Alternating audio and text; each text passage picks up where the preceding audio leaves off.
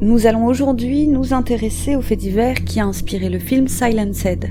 Alors qu'un professeur rejoint un internat pour enfants sourds et muets, il découvre que les enfants sont victimes d'abus sexuels de la part du personnel censé les protéger.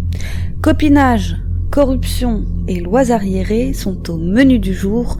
Aujourd'hui, la triste histoire de l'école Gwangju.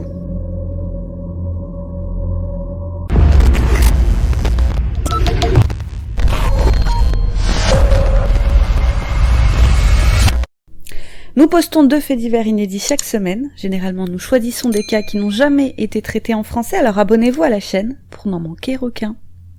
Vous l'aurez compris, le film Silenced traite d'un sujet tabou, la pédocriminalité. L'intrigue se passe dans la ville de Mujin, en Corée du Sud, mais la ville de Mujin n'existe pas. En réalité, les faits se sont produits dans la ville d'Inhwa, et plus précisément dans l'école Gwangju Inhwa. C'est un établissement spécialisé qui accueille 72 enfants qui ont la particularité d'être malentendants et d'âge différents, allant de la maternelle au lycée. L'établissement a ouvert ses portes en 1964, il est isolé de la ville, perdu en pleine montagne, le seul bâtiment aux alentours est un hôpital psychiatrique. Alors la majorité des élèves vivent à l'école dans des dortoirs. L'établissement accueille aussi des orphelins placés là par l'État qui étudient et vivent dans le campus à ce titre. L'établissement bénéficie de subventions. Avec le temps, l'établissement va accueillir des enfants autres que sourds et muets, mais ils ont tous un point commun, ils sont tous handicapés. Et cette immense structure est équipée de seulement 10 caméras de surveillance. C'est là un environnement idéal pour des prédateurs opportunistes. Et malheureusement, ils ont été légion à l'avoir compris. Et l'affaire éclate en 2005, lorsqu'une petite fille se confie à sa mère. Elle dit, avec ses mots d'enfant, que sa copine d'école, âgée de 9 ans, a été violée. La mère prend ses confidences très au sérieux et contacte l'un des professeurs de l'école pour l'en informer. Il est entré en fonction depuis peu et avait bien remarqué dès le premier jour que l'atmosphère était particulièrement lourde et pesante dans l'école. L'attitude de la plupart des élèves l'a interpellé, ils avaient l'air apeurés et fuyaient les adultes. Alors lorsqu'il apprend pour le viol, ça fait tilt, tout s'explique. Dans le plus grand secret, le professeur met la petite victime en relation avec le Gwangju Sexual Abuse Counseling Center, c'est une association de défense des droits de l'homme. La petite fille est interrogée, ne pouvant s'exprimer du fait de sa pathologie. Elle écrit ce qui lui est arrivé sur un bloc-notes. Elle explique que le directeur de l'école, un certain Kim Kang-jun, qui n'est autre que le fils du fondateur de l'école, eh bien ce Kim l'a convoqué sous un faux prétexte dans son bureau qu'il a fermé à clé, puis il s'est jeté sur elle et l'a violée. Et la pauvre enfant, par peur des représailles et par peur de ne pas être crue, n'a rien dit à personne, exception faite de sa camarade de classe. Le professeur va discrètement mener son enquête, il va poser des questions aux élèves, mais les élèves sont réticents. Il va mettre un certain temps avant de gagner leur confiance, et à force, il va y arriver. Il va recueillir des confidences d'autres victimes, certains lui disent avoir été harcelés sexuellement, d'autres abusés sexuellement, d'autres encore battus et même pour certains torturés. C'est au total une dizaine de professeurs et autres encadrants que les enfants montrent du doigt. Un élève va témoigner avoir vu des élèves se faire battre jusqu'au sang, à qui on a obligé de crier pour ceux qui étaient en capacité de le faire « Frappez-moi, s'il vous plaît ». Les brimades, les coups étaient constants. Il découvre aussi que dans cette école, pour discipliner les enfants, on les menace de viol, à l'instar de cette petite fille qui va dire au professeur, toujours avec ses mots d'enfant, qu'elle a été harcelée sexuellement et menacée régulièrement par un professeur. Si elle ne fait pas correctement ses devoirs, il va la violer. Autant vous dire qu'elle était particulièrement studieuse. Il va découvrir aussi que des adultes avaient pour habitude d'attirer de petites filles dans les douches. Elles étaient lavées, on leur attachait alors les poignets et les pieds. Elles étaient ensuite violées et laissées là, attachées, nues, toute la nuit. Elles devaient alors attendre le lendemain que leurs petits camarades aillent prendre leur douche et les découvrent pour les libérer. Les abus étaient si ancrés dans les pratiques de l'école que les élèves n'envisageaient pas une minute de dénoncer les choses, et encore moins croire que les choses puissent changer. Les langues vont se délier, y compris du côté des membres de l'équipe encadrante. Les abus physiques et sexuels étaient monnaie courante et connus de tous. Ils n'étaient pas cachés, Ils avaient lieu partout, dans les bus, les auditoriums, les classes, aux 4 coins du campus où il était possible de s'enfermer avec un élève. Et pour éviter les représailles ou de peur de perdre leur poste, tous, et je le dis bien tous, se taisaient. Et même d'anciens élèves vont se manifester, à l'instar de cette jeune fille de 18 ans. Elle vivait dans l'établissement parce que ses parents étaient eux-mêmes handicapés, ne pouvaient pas s'occuper d'elle, livrée à elle-même. Elle a aussi été violée. Le professeur va ainsi découvrir que les abuseurs ne sont autres que le directeur de l'école, le directeur de l'administration, le surveillant des dortoirs, des professeurs et bien d'autres encore. Beaucoup sont dans le coup et ils se protègent les uns les autres. Le professeur ainsi que l'association décident d'agir et de tout dévoiler au grand jour. Ils réussissent à convaincre 9 victimes de porter leurs accusations auprès des autorités. Les conséquences ne se font pas attendre. Le professeur lanceur d'alerte va être harcelé, intimidé et même battu par ses propres collègues. Il dira avoir été maltraité physiquement et émotionnellement, mais il tient bon. Il refuse d'abandonner ses élèves, mais c'est peine perdue, puisqu'il est rapidement licencié. Quant aux 9 élèves qui ont osé dénoncer, eux aussi sont jetés dehors. Voilà. Affaire réglée. Pour les encadrants soupçonnés de maltraitance, eh bien il ne se passe rien. Chacun est maintenu dans ses fonctions, comme si de rien n'était. Vous l'aurez compris, l'établissement veut étouffer le scandale, et ça va marcher. Et on peut se demander, et à juste titre, mais que fait la police ?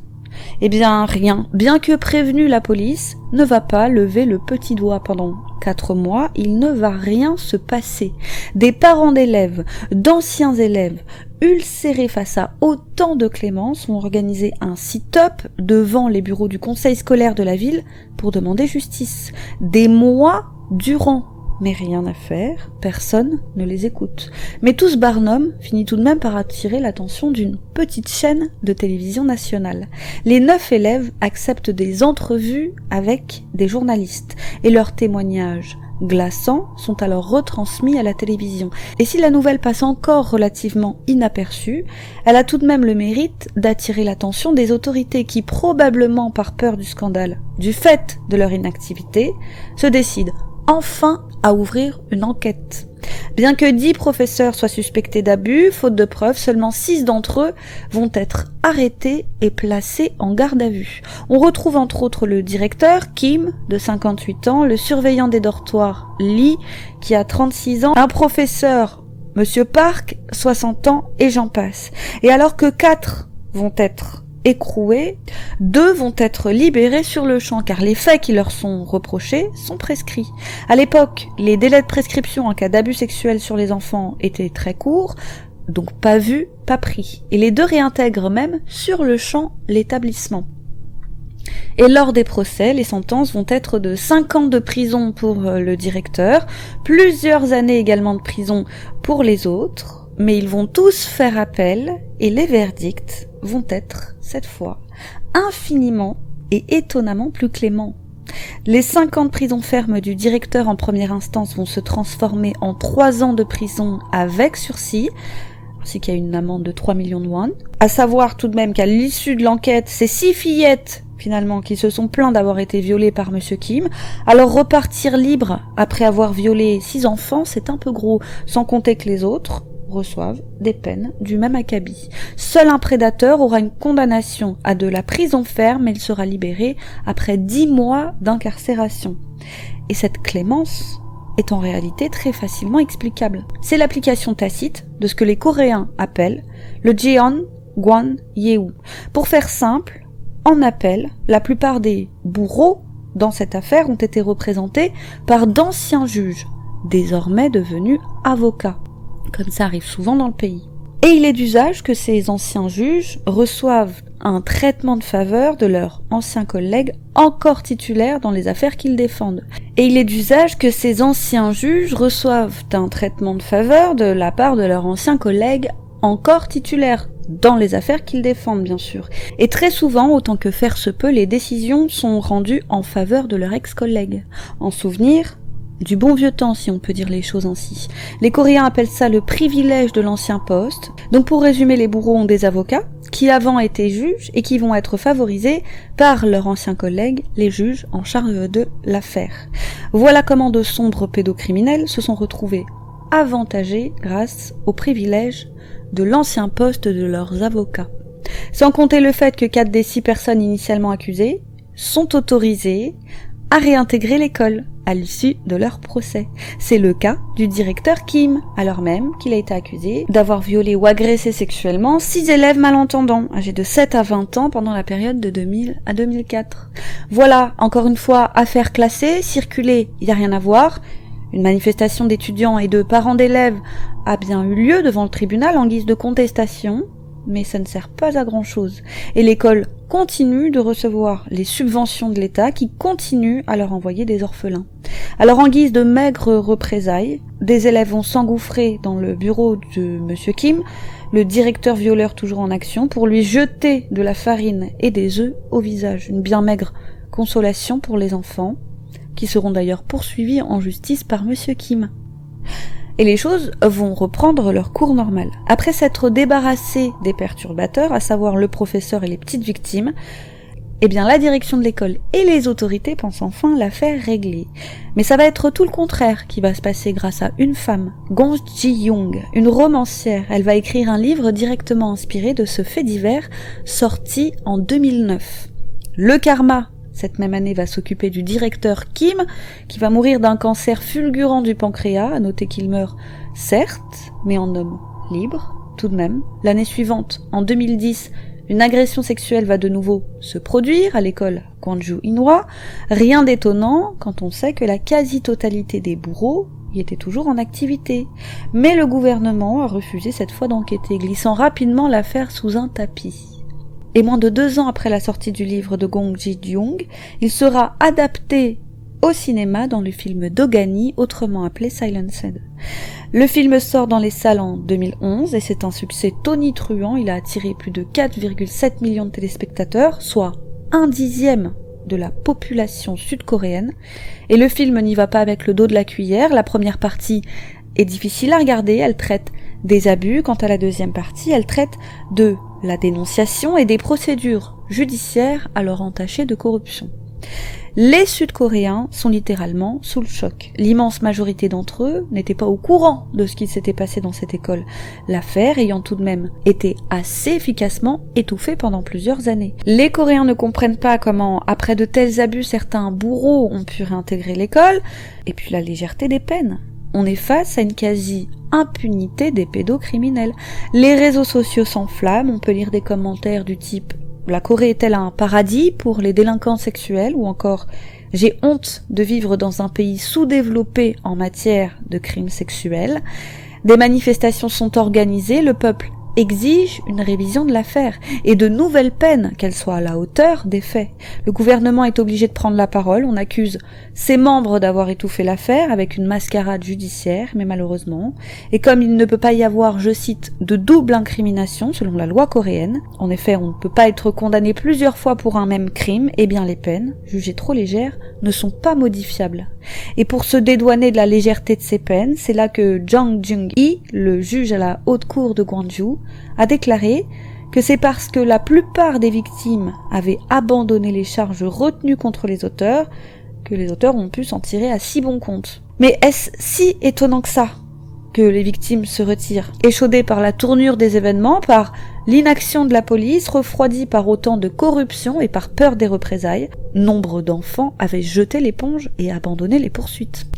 Or en Corée, pas de victimes, pas d'accusation. Or c'est là tout le problème. À l'époque des condamnations, une loi coréenne interdisait la poursuite d'un délinquant sexuel si la victime ne portait pas plainte ou retirait sa plainte. Or, c'est souvent le cas, des victimes se retirent pour qu'on leur fiche la paix, pour éviter des représailles, pour éviter d'être jetées en pâture au jugement des autres. On sait que très souvent c'est la victime qui est traitée comme un bourreau car elle dérange, ou d'autres fois on ne la croit pas.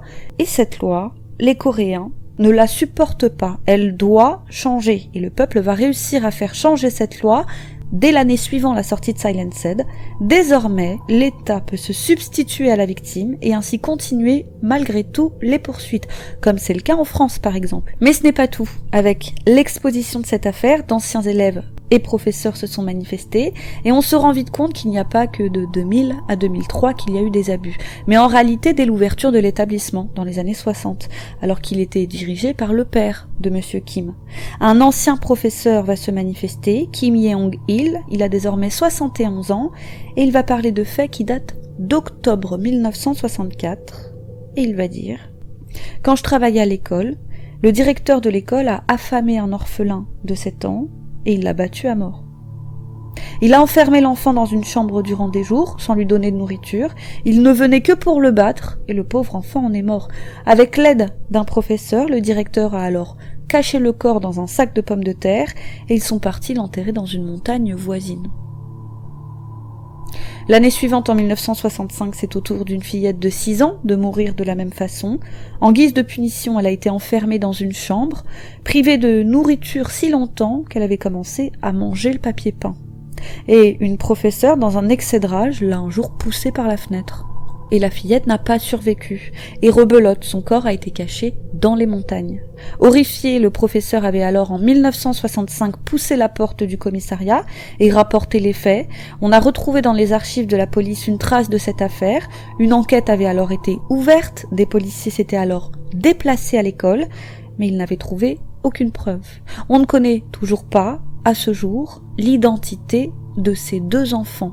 En guise de représailles, le directeur a enfermé le professeur qui a dénoncé exactement comme il l'a fait avec les 2 enfants, l'affamant. Le professeur s'est enfui, mais il n'a rien lâché, malgré le harcèlement qu'il subissait. Il a continué d'enseigner encore 3 ans, mais à force d'intimidation. Il a finalement jeté l'éponge et quitté l'établissement. Mais ce n'est pas tout. Au détour d'un autre témoignage, on découvre aussi que le propre fils du président du conseil de l'administration de l'école était lui aussi dans le coup, ce qui montre à quel point nombre de personnes étaient concernées et corrompues. En 1975, il aurait forcé 2 jeunes filles à poser nues afin de les peindre et de se rincer l'œil, en n'oubliant pas au passage de prendre quelques photos, et cet homme, au moment de la sortie du film, enseignait tranquillement auprès d'enfants dans une école d'art de la ville.